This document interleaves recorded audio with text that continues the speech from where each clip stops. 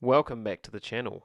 Today I'm going to show you how to fit a plug socket, a GPO, socket outlet, whatever you want to call it. And this will be the same. I know I'm fitting a single this time, but it will be the same whether you're fitting a single or a double. The connections are all the same. So here we go. So I've got my cable there and I strip it back using my pliers and just cut off the primary insulation, and that gets that out of the way so that we're just left with our primary insulation.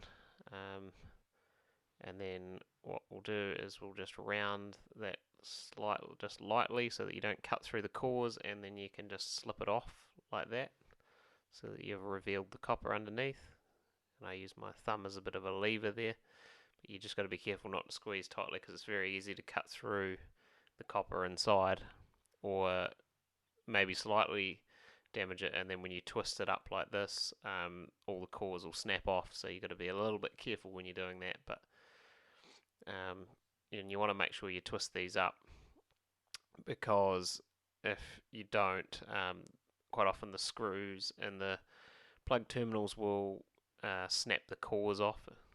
It's just a lot better connection, a lot sturdier connection if you twist them and then double them over like that. And it just fills up the big terminal in the socket a lot better. And so when we're twisting like that, we are also pulling away, and that helps to give a nice tight twist. And then just once again doubling it over like that, nice strong connection. And then the phase, same again, we're pulling as we're twisting, and that just ensures that we get a nice tight twist on it. And double it over, and that's that side of it all done. And that will be the same whether you're swapping over an existing or installing new. Sometimes the old cables might need to be re-stripped and twisted like that. So here I'm installing a single PDL Iconic socket, just because I don't need a double. It's just in my cupboard, and it's for charging my cordless vacuum. So as you can see on the back there, you've got your phase terminal labelled A for active, which your red goes into, and then your earth terminal in the middle, which is your green and yellow, and then your N for neutral, which is your black. So what you'll need to fit it is either a Phillips screwdriver like this, which will probably be the easiest, or a number one square drive also fits those terminals really well. And you can almost get them a wee bit tighter with a number one square drive.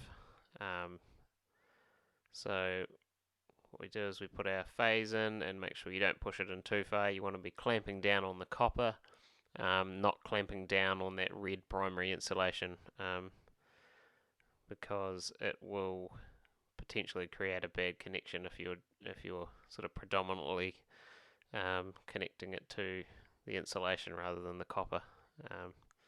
Then same again with the earth.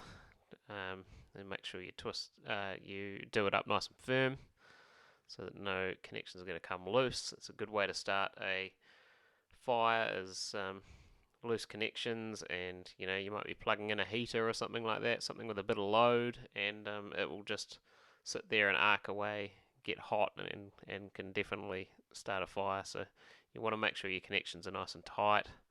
That's the neutral, we're nice and tight there. Give a wee pull on them, make sure that they're definitely solid.